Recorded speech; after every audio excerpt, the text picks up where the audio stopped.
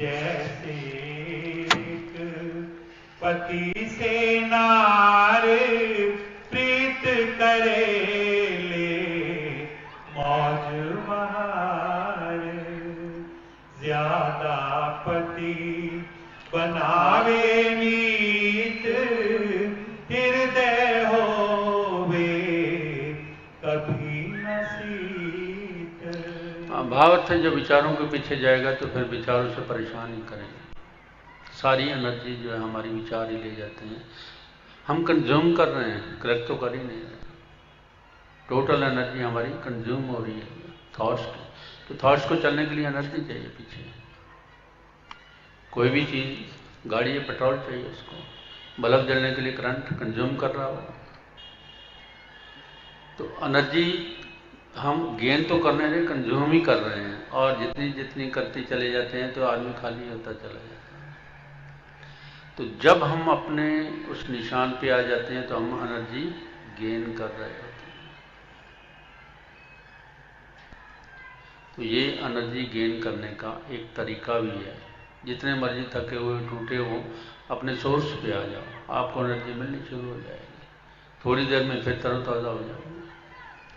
हर दम दुख में उलझे भाई, पतकारा खा बने न काई, तैसे जो ना ध्यान जगा जमावे, इधर उधर सुरती भटकावे। तो यहाँ ध्यान जमाने का मतलब ही समझ लो कि कहीं फोकस नहीं करना।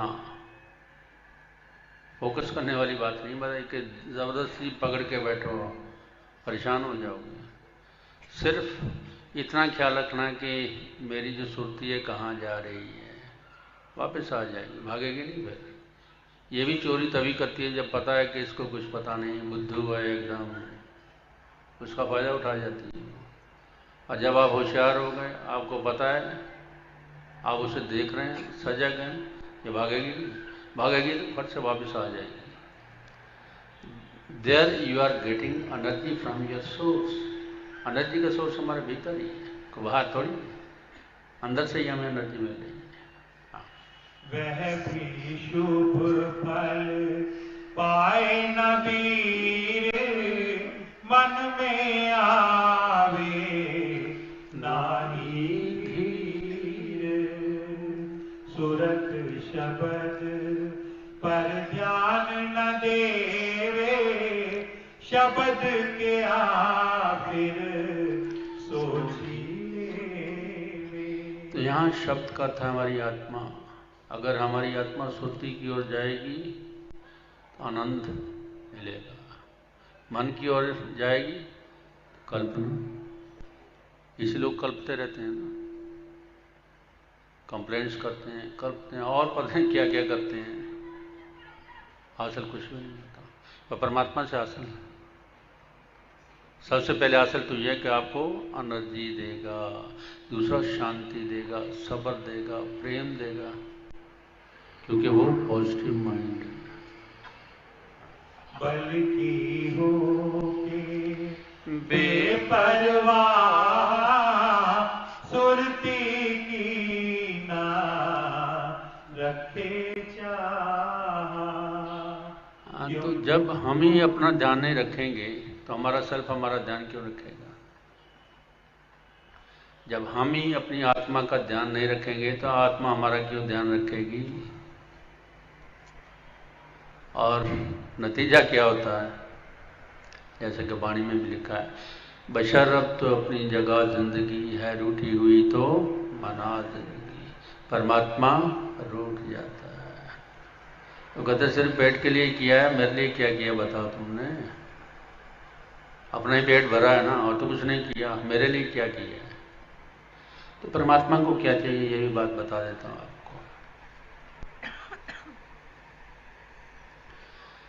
परमात्मा को चाहिए प्रेम। क्या मांगता परमात्मा?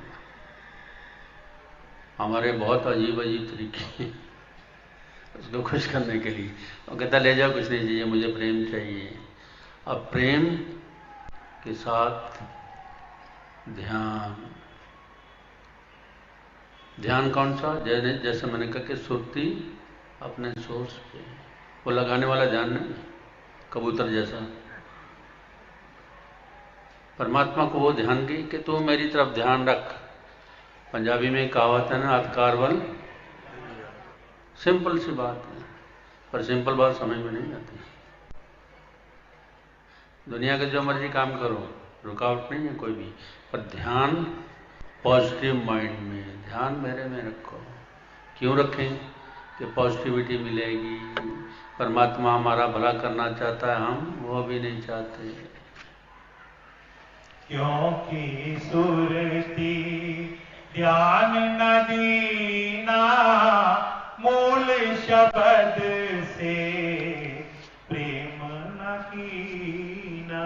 आ गई ना प्रेम वाली बात? कुछ और तो नहीं लिखा ना? परमात्मा की चाहत क्या है? प्रेम ही मांगता हूँ। प्रेम के साथ ध्यान मांगता है कि ध्यान मेरी तरफ, हथ कारवल के जो मर्जी करो दुनिया में, पर ध्यान मेरी तरफ। पॉजिटिव माइंड में, जितना पॉजिटिव माइंड में रहेंगे उतना पॉजिटिविटी बाहर आएगी, जितना नेगेटिव माइंड में नेगेटिविटी बाहर आएगी। इस विध मेल होवे फिर भाई, किस विध परम जोत को पाई। शब्द छोड़ दे डोरी मीत, भटकन लागे हरदम चीत। तो नतीजा क्या होता है कि मन के ट्रैप में फंस जाते हैं। अब मन का काम ही भटकाना है, तो वो किसी तरह से कभी ला ही नहीं सकता। हमारा जो मन, वो भी परमात्मा की देन है, कोई बुरी वाली बात नहीं है। तो वो भी इसलिए दिया था परमात्मा ने, दुनिया का कार विहार चलाने के लिए। पर यह नहीं कहा था तो उसका ही हो जा। परमात्मा ने ये तो नहीं कहा कि तू उसका ही हो जा। वो कहता मैं भी तेरे साथ हूँ, मेरा भी ख्याल रख। तो जितना हम परमात्मा का ख्याल, सेल्फ लव, परमात्मा का ख्याल रखेंगे, परमात्मा उतना हमारा ख्याल रखेगा। आजमा के देख लेना, इट हैपन्स। सूरत निकम्मी होवे बीर, जरा न मन में रहती धीर। अब ये धीरज क्यों नहीं आता, ये भी बात समझ लीजिए। जो 5 विकार हैं, काम, क्रोध, लोभ, मोह, अहंकार, ये ऐसी आग है जो बुझती ही नहीं। ऐसी आग है कि जितना भी हमारे पास हो जाए, आदमी कहता नहीं और। तो उस पर एक छोटी सी कहानी बता देता हूँ। राजा ययाति हुई हैं, भोग विलासी था, मौत नज़दीक आई, परेशान कि मर जाऊंगा। भोग की इच्छा भी मन में है। तो छोटे बेटे को पता लगा कि बाप मेरा बड़ा परेशान है, तो कुछ उसकी मदद की जाए। कि अब बाप के पास क्यों परेशान हो? कहता मैं अभी कुछ देर और भोगना चाहता हूँ। कहता ठीक है पापा, कोई बात नहीं, मैं मृत्यु वरण कर लेता हूँ, तुम्हारी अपनी उम्र तुम्हें दे देता हूँ। मिल गई उम्र, वो भी जो 40, 50, 60 साल होगी, वो भी भोग ली, पर भोग खत्म नहीं हुआ। अभी मन नहीं भरा, फिर मौत आ गई, फिर दूसरा बेटा आया। मतलब कहानी लंबी नहीं करता मैं कि सारे बेटे खत्म हो गए पर भोग खत्म नहीं हुआ। ऐसी आगे बुझती नहीं, जितनी मर्जी बढ़ाई जाओ।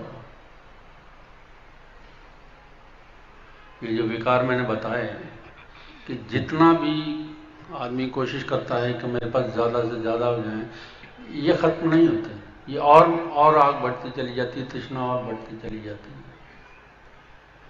हम कहें कि कहीं हमें सब्र संतोष आ जाएगा, कभी भी नहीं आएगा। आजमा के देख लेना, नहीं आएगा बिल्कुल। पर जैसे ही हमने अपने जीवन की धारा बदली, पूर्णता की ओर गए, परमात्मा की ओर गए, शब्द की ओर गए, ये सारी तृष्णाएं खत्म तो मैं नहीं कहता, क्षीण होनी शुरू हो जाएंगी। क्षीण तो समझते ना आप, हिंदी का वर्ड है, कमजोर होनी शुरू हो जाएंगी। जिसने अपना असल भुलाया, सुख उसने हरगिज ना पाया। परमात्मा हमारा असल है, मन उसकी छाया है, हम छाया के पीछे भाग गए, असल को भूल गए। शांति कैसे पाओगे, आनंद कैसे पाओगे? अनंत तो अनंत से मिलेगा, छाया से थोड़ी मिलेगा। छाया के पीछे हम भाग रहे। इस पर मैं एक बात सुनाऊं, नुक्ता ज़हन नशीन कराऊं। अब गुरु महाराज जी कह रहे हैं कि बात को समझना इतना आसान नहीं है, पर जैसे वो कहते हैं कि एग्जाम्पल कोई मिल जाए तो उससे थोड़ा सा आसान हो जाता है। तो अब आगे एक एग्जाम्पल दे के बता रहे हैं कि शायद समझ गहरी हो जाए। एक राजे एक कुत्ता पाला, सेवा करे बड़ी मतवाला। अच्छा खाना उसे खिलावे, हरदम अपने पास बिठावे। जेवर आला पाए यार, दुल्हन जैसे दिया शिंगार। प्यार करे राजा हित लाए, राजा का कुत्ता कहलाए। तो इस प्रकरण में राजा कौन है वो समझ लीजिए, हमारी आत्मा। और कुत्ता कौन है? सोती। क्यों? आत्मा तो नहीं भटकती है। अगर आत्मा भटकती है तो वो भी कुत्ता ही हो जाती है, पर आत्मा में कोई भटकन नहीं है, भटकन सोती है। तो इसलिए इसमें यहाँ समझ लीजिए कि राजा का कुत्ता मतलब राजा हमारी आत्मा, कुत्ता कौन? सोती, जो इधर उधर भागती है। हाँ। एक दिन राजा चला शिकार, साथ लिया उस कुकर यार। राह चलते एक हड्डी आई, कुकर ने जब देखी भाई। भूल गया असले को वीर, हड्डी जब ने लगा दे पीर। तो यहाँ गहरी समझ हमें क्या मिलती है? कुत्ते की भी एक प्रवृत्ति है कि पूंछल